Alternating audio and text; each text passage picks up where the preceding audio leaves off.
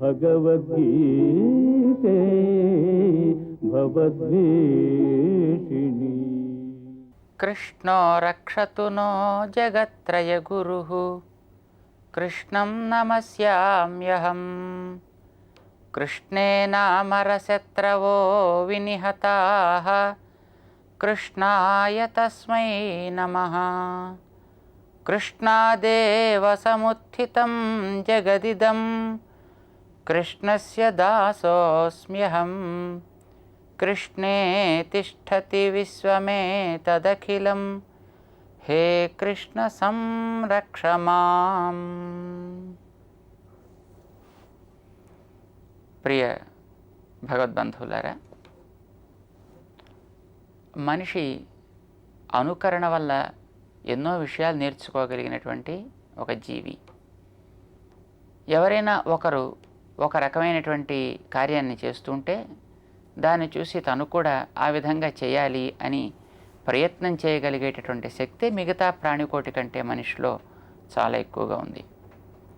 అందుకోసమనే భగవంతుడు అర్జునుడి ద్వారా ఈ మానవ జాతికి వారి యొక్క కర్తవ్యాన్ని బోధిస్తూ, మనిషి తను ఈ దేహంలో ఉన్నంత వరకు కూడా ఏదేది తనకి విహితమైనటువంటి కర్మమో దానిని ఆచరిస్తూనే జీవించాలి అనేది బోధిస్తాడు. కర్మ ఆచరణ మాని కొందరు కేవలం జ్ఞానాన్ని ఆర్జిద్దాం, జ్ఞానంతోటే జీవిద్దాం అని అనుకుంటారు. కానీ అది తగినటువంటిది కాదు. కేవల జ్ఞానం మనం బాగుపడటానికి పనికొచ్చేది కాదయ్యా. కర్మని ఆచరిస్తూ ఉన్నట్టయితే జ్ఞానం కూడా దాంట్లో అంతర్గతంగానే ఉండాలి. అది ఎలా అనేటటువంటి దానికి కొందరిని దృష్టాంతంగా చూపిస్తాడు. 3వ అధ్యాయంలో జనకాదులని దృష్టాంతంగా చూపించాడు. కేవల జ్ఞానాన్నే పొందదగినటువంటి యోగ్యత ఉన్నటువంటి వాళ్ళు జనకాదులంతా. అసలు వాళ్ళకి పేరే విదేహరాజులు అని పేరు. విదేహులు అంటే దేహం మీద ఏమాత్రం రుచి లేనివారు అని అర్థం అన్నమాట. అంటే వాళ్ళకి ఈ శరీరాన్ని పోషించుకోవాలని, దీనికేదో సుఖాలు గడపాలి అని, కానీ దీనికి కష్టాలు రాకుండా చూసుకోవాలి అనే పట్టింపు ఏమాత్రం వాళ్ళకి లేనే లేదన్నమాట.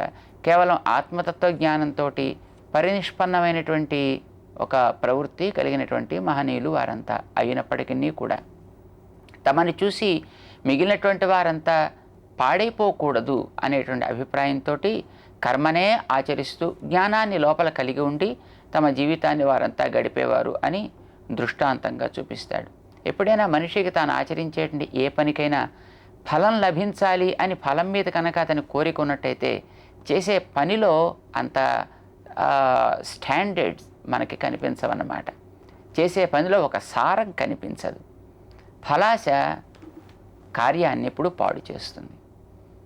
ఉదాహరణకి ఎవరైనా ఒక వ్యక్తికి చక్కటి చదువు రావాలి అని అంటే పరీక్ష మీద దృష్టి పెట్టి చదివితేనో లేదా మార్కుల మీద దృష్టి పెట్టి చదివితేనో ఆ చదువు అతనికి అంతగా వంటబట్టదు అనే విషయం మనకి తెలుసు. పూర్వకాలంలో పరీక్ష అనేది కానీ లేకపోతే ఇన్ని మార్కులు వస్తున్నట్టయితే అది పాస్ అనేటువంటి విషయం కానీ ఉండేది కాదు. గురుకులాల్లో విద్యాభ్యాసం చేయించేటువంటి రోజుల్లో కేవలం విద్య కోసమని మాత్రమే విద్యని నేర్పేవారు కనుక అందులో ఎంతకాలం నేర్చినప్పటికీ కూడా బయటికి వచ్చేటప్పుడు పరిపూర్ణమైనటువంటి ఒక అనుభవం నిండినటువంటి జ్ఞానంతో వాళ్ళు బయటికి వస్తూ ఉండేటువంటి వారు.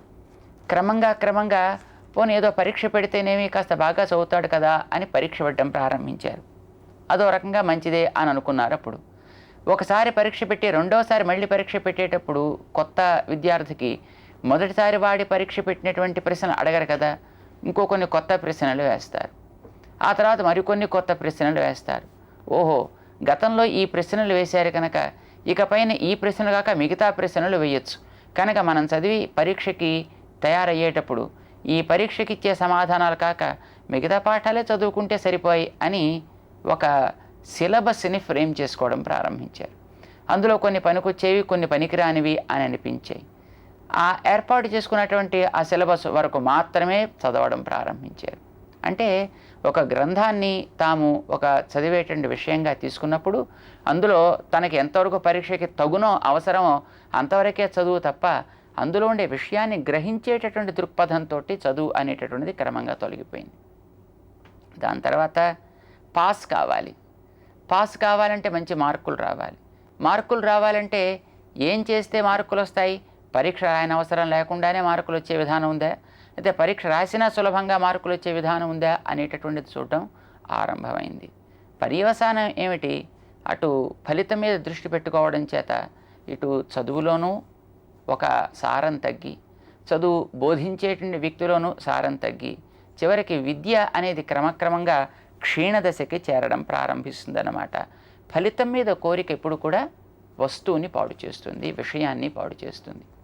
జనకాదులకి ఎప్పుడూ కూడా ఫలం మీద ఆశ లేకుండానే తమ యొక్క విద్యుక్త ధర్మాన్ని ఆచరించడం అనేటటువంటిది సహజ స్వభావంగా ఉండేది సుమా అనడానికి కృష్ణుడు జనకుడిని 3వ అధ్యాయంలో కర్మయోగానికి ఒక దృష్టాంతంగా చూపిస్తాడనమాట.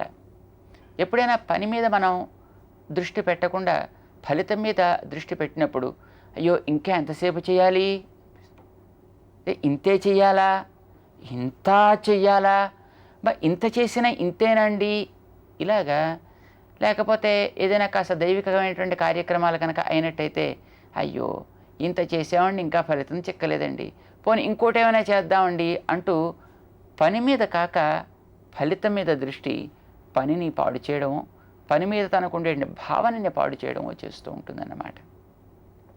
ఏదైనా కాస్త దైవభక్తి ఉండేటువంటి వాళ్ళకి ఎప్పుడైనా ఏదైనా చిన్న ఇబ్బంది ఏర్పడింది అని అనుకోండి, లేదు వాళ్ళు ఏదో పూజా పునస్కారాలు ప్రారంభించారు, ఏదో 40 రోజులు చేశారు, ఫలితం ఏదో 40 రోజులు చేసిన తర్వాత ఎప్పుడో వాళ్ళకి ఏదో వాళ్ళ శారీరకమైనటువంటి స్థితి బాగోలేక శరీరానికి ఒక వ్యాధి ఏదో ఏర్పడింది, ఒక జ్వరం వచ్చింది, ఏదో ఒక జలుబు చేసింది, ఇంత పూజ చేసినా ఇది వచ్చింది ఏమిటండి అంటే తను చేసేటటువంటి పని వల్ల తనకి ఇట్లాంటిది రాకూడదని, అదే అట్లాంటిది రావాలి అని ఏదో రావలసిన దాని యందు దృష్టి, తగని దాని యందు ఒక దృష్టి, ఈ దృష్టితోటి పని చేయడం జరుగుతుందన్నమాట. అలాంటిదైనా అయ్యో పాపం వారికి ఈ కష్టం వచ్చి ఉన్నదానికి ఉండాల్సింది కాదండి, నిజంగా ఎన్ని పూజలు చేస్తారు, ఎన్ని పునస్కారాలు చేస్తారు అంటే వీడికి అసలు దానికోసం కాదనుకోండి అని అంటూనే ఉంటాడు. కానీ మళ్ళీ ఆ మాటను తను అంటూ ఉంటాడనమాట. తను చేసేటటువంటి ఒక పని వల్ల తనకి ఈ ఫలితం వచ్చి ఉండవలసింది, ఈ ఫలితం రాకుండా ఉండవలసి ఉంది అంటూ ఫలేచ్ఛ, ఫలం మీద తనకు ఉండేటువంటి కోరిక పనిని ఎప్పుడూ కూడా సక్రమంగా చేసేట్టు చేయదు. లేదా అది లభించలేదనుకోండి, వీడికి మానసికంగా ఒక రకమైనటువంటి దుఃఖం, ఆ పనిని మానేసి మరొక పని చేయడం మీద ఒక కోరిక, ఇట్లాంటి వాటిని కలిగించేటటువంటి ప్రమాదం ఉంటుందన్నమాట. అలాంటిది ఏమాత్రం లేకుండా కేవలం పనిని పని కోసం మాత్రమే చేస్తూ ఉండడం, శరీరానికి అలవాటైంది కనుక దాన్ని చేసుకుంటూ వెళ్ళడం శరీర ధర్మం. లోపల జ్ఞానంతో తను గుర్తించాల్సింది భగవంతుణ్ణి, భగవంతుడికి తను చెంది ఉంటాడు కనుక భగవంతుడు నడిపిస్తున్నాడు, తద్వారా లభించాల్సినవో లభిస్తున్నాయి, అవసరం లేనివేవో తనకి లభించటం లేదు అనేటటువంటి ఒక దృక్పథం వాడిలో ఉంటుందన్నమాట. సరి అయినటువంటి జ్ఞానం కలిగినటువంటి ఒక వ్యక్తికి పని ఎప్పుడు తను మానివేసుకోడు, పనిని ఆచరిస్తూనే ఉంటాడు. జనకుడు ఆ రకంగా చేసేవాడు అని అతని యొక్క ఆచరణను బట్టి మనకి అనేక రకాలుగా చెబుతూ ఉంటారన్నమాట. జనకుడు రాజ్యాన్ని పరిపాలిస్తూ ఉండేటువంటి రోజుల్లో అతనితో పాటు చదువుకునేటటువంటి కొందరు శిష్యులకి జనకుడు పెద్ద జ్ఞాని అని అంటారే, మంచి కర్మనిష్ఠుడు అని అంటారే, ఏమిటి జ్ఞానం కర్మ రెండు ఎట్లా కుదురుతాయి? కనుక జ్ఞానం ఉండేవాడికి పని అడ్డు కదా, పని చేస్తుండేవాడికి జ్ఞానం కలగడం ఎట్లా సాధ్యం? కనుక ఇవి రెండూ ఉన్నవాడు కాదు, కేవలం ఏదో రాజు కనుక బాగా ధనం మీద అతనికి అధికారం ఉంది కనుక తమకి ధనం ఇస్తాడు అనే అభిప్రాయంతో బహుశా మన గురువుగారు అతన్ని గౌరవిస్తూ ఉంటారు అని మిగతా శిష్యులు అనుకుంటూ ఉండేవారు. ఆ సమాధానాన్ని, దానికి కావలసిన దాన్ని అతని ద్వారానే చెప్పిస్తే బాగుండును అని అనిపించి ఉంటుంది ఒకసారి గురువుగారికి. జనకుడు పరిపాలన చేసుకుంటూ ఉండే రోజుల్లో కొందరు శిష్యుల్ని వారి దగ్గరికి రాజ్య పరిపాలన ఏ విధంగా సాగుతోందో చూసి రమ్మని పంపించాడట. వెళ్ళారు వాళ్ళిద్దరూ. సరే, జనకుడిని సేవించారు, చిన్ననాటి మిత్రుడు కదా అని. జనకుడు సాదరంగా వారందరినీ కూడా స్వాగతించాడు. తమకుండేటటువంటి సంశయాన్ని వారు జనకుడి ముందర వెలిపుచ్చారు. సరే, దానికి సమాధానం తర్వాత చెప్తాను అని అన్నాడు ఆయన. ఇంతలో సాయంకాలం అయింది. పెద్ద ఉత్సవం జరుగుతోంది ఆ పట్టణం అంతా. ఆ ఉండేటువంటి భవనానికి 4 వైపులా 4 వీధులు ఉన్నాయి. ఒక్కొక్క వీధిలోనూ ఒక్కొక్క అద్భుతమైనటువంటి కళా ప్రదర్శన ఏర్పాటు చేశాడు జనక చక్రవర్తి.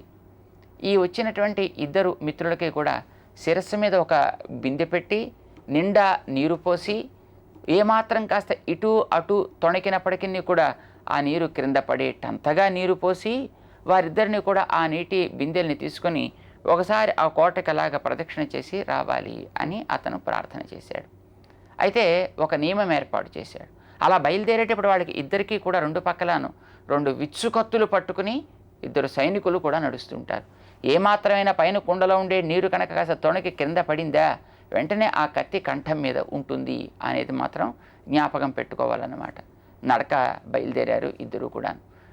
కేవలము వారికి ఆ పైన కుండ తొణకకుండా ఉండాలి అనేటువంటి దృష్టి చేత చాలా జాగ్రత్తగా అడుగులు వేస్తూ నడక ప్రారంభించారు. కొంతసేపటికి 4 వీధులు కూడా పూర్తి చేసి వారు చేరాల్సినటువంటి గమ్యానికి చేరారు. ఒక్క చుక్క కూడా తొణకకుండానే చేరగలిగారు. చాలా ఆనందించారు వారు కూడా, చాలా ఆనందించాడు జనకుడు కూడా తన మిత్రుని తను హాయిగా చూడగలిగినందుకు. క్రింద పెట్టిన తర్వాత కుండల్ని తీసి ఆయన అడిగట, తూర్పు వైపు ఉండేటటువంటి వీధిలో నేను ఫలానా నృత్యాన్ని ఏర్పాటు చేశా, ఎంత బాగుంది చూశారు మీరు, ఎట్లా ఉంది దాని గురించి మీ యొక్క అభిప్రాయం? ఏమో మేము దాన్ని గమనించలేదన్నారు వీళ్ళు. అలానే దక్షిణం వైపు ఉండేటటువంటి వీధిలో అద్భుతమైనటువంటి సంగీత కచేరీ ఏర్పాటు చేశాను, విన్నారా పాటలు ఎంత బాగున్నాయి అడిగాడు. ఏమో తెలియదన్నారు వాళ్ళు. పశ్చిమం వైపు ఉండేటటువంటి ఒక వీధిలో మరొక రకమైనటువంటి అద్భుత కళా విన్యాసం ఏర్పాటు చేయడం జరిగింది, దానిని చిత్తగించారా అని అడిగాడు. ఏమీ తెలియలేదన్నారు. అలానే ఉత్తరం వైపు ఉండేటువంటి వీధిలో కూడా మరొక రకమైనటువంటి కళా ప్రదర్శన జరిగింది. వీరు తిరిగేటప్పుడు అన్ని వీధులు తిరిగి వచ్చారు, తల మీద కొండతోటి చక్కగా కండ్లతోటి చూస్తూనే ఉన్నారు కూడా. కానీ వీరి యొక్క దృష్టి అంతా ఎక్కడ ఉంది, దేని మీద ఉంది? పక్కన ఉండేటువంటి కత్తి మీద, తల మీద ఉండేటువంటి కొండ మీద, కొండలో ఉండే నీటి మీద. నీరు తొలగితే, నీరు తొణకితే కత్తి కంఠం మీద పడుతుంది, వెంటనే ప్రాణం పోతుంది అని ప్రాణం మీద ఉండేటువంటి ఆశ చేత వారు ఏమాత్రం తొణకక బెణకక ఉండేట్టుగా ఆ కుండని జాగ్రత్తగా తీసుకురాగలిగారు. ఇది చూసిన తర్వాత జనకుడు వారితో చెప్తాడన్నమాట. దానికి వారికే అర్థమైంది అప్పటికి, చూచాయిగా తమకి జనకుడు ఏం చెప్పదలుచుకున్నాడు. దాన్ని అతడు స్పష్టం చేస్తాడు. మీకు పని చేయడం అంటే 4 వీధులు తిరిగి రావడం అనేది తప్పలేదు, తిరుగుతున్నారు. దాంతోపాటు మీకు తెలియాల్సింది, కొండ కనుక తొణకితే కత్తి కంఠం మీద పడుతుంది అనే విషయం మీకు తెలిసింది. దాంతో కొండ మీద దృష్టి పెట్టారు. ఇప్పుడు పైన ఉండేటువంటి వస్తువులు మీరు చూస్తున్నారు. ఆయా వీధిలో వెళ్ళేటప్పుడు అక్కడక్కడ ఉండేటువంటి జనాన్ని, అక్కడ ఉండేటువంటి మార్గాన్ని, లైట్లన్నీ కూడా వాళ్ళు చూస్తూనే ఉంటారు. కానీ ఇది ఫలానా అని కానీ, ఇది ఫలానా వాడు చేస్తున్నాడు అని కానీ వారికి ఏమాత్రం కూడా జ్ఞానం లేక కేవలం ఉండవలసిన దాని యందు మాత్రమే దృష్టి ఉండడం చేత పని జరిగింది, వెనకాతలు ఉండాల్సినటువంటి జ్ఞానం కూడా వారికి ఉందన్నమాట. ఇవి రెండూ కలిసినప్పుడు వారు చేసేటువంటి పని తమకి బంధకం. అక్కడ ఒక్కొక్క వీధిలో ఏదైనా ఒక ఆనందాన్ని కలిగించే దృశ్యం ఉన్నా వారిని అది ఆనందింపను చేయలేదు. ఒక వీధిలో ఒక దుఃఖాన్ని కలిగించే దృశ్యం ఉన్నా అది వారు పరచలేదు.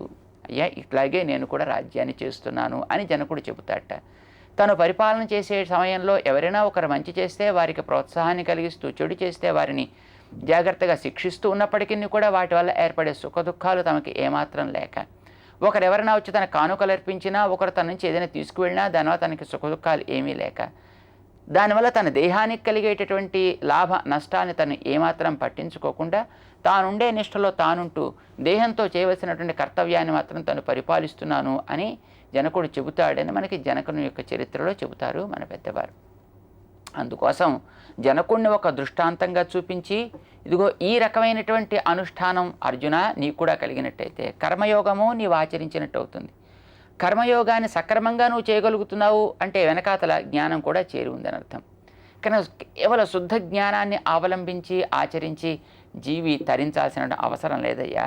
కర్మయోగం చేస్తే అందులో రెండూ కూడా అంతర్గతమయ్యే ఉంటాయి కనుక దానివల్ల సంసిద్ధిని పొందుతారు. పరమాప్నోతి పూరుషః అంటూ మోక్ష స్వరూపాన్ని గురించి దానంతా అదే లభిస్తుంది, దానికోసం నువ్వు చేసేదేమిటి కనుక అని శ్రీకృష్ణుడు వివరిస్తాడన్నమాట. అందుకోసమే తను చెబుతూ, అయ్యా కర్మణైవ హి సంసిద్ధిం ఆస్థితాః జనకాదయః అని గతంలో వివరించాడు. అయితే అర్జునుడికి ఒక సంశయం కలిగి ఉండొచ్చు. ఏమిటది?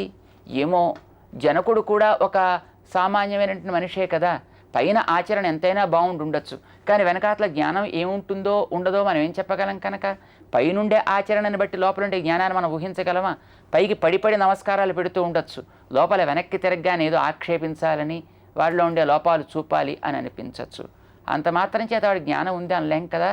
కనుక జనకునికి మాత్రం జ్ఞానం ఉందని ఏమిటి నిశ్చయం కనుక అని అర్జునుడికి సందేహం కలుగుతుందేమో అని తననే దృష్టాంతంగా చేసుకుని శ్రీకృష్ణ పరమాత్మ కర్మయోగాన్ని ఆచరించాల్సినటువంటి అవసరాన్ని గురించి వివరిస్తాడు 3వ అధ్యాయంలో. ఎలాగో తెలుసుకుందాం. జై శ్రీమన్నారాయణ.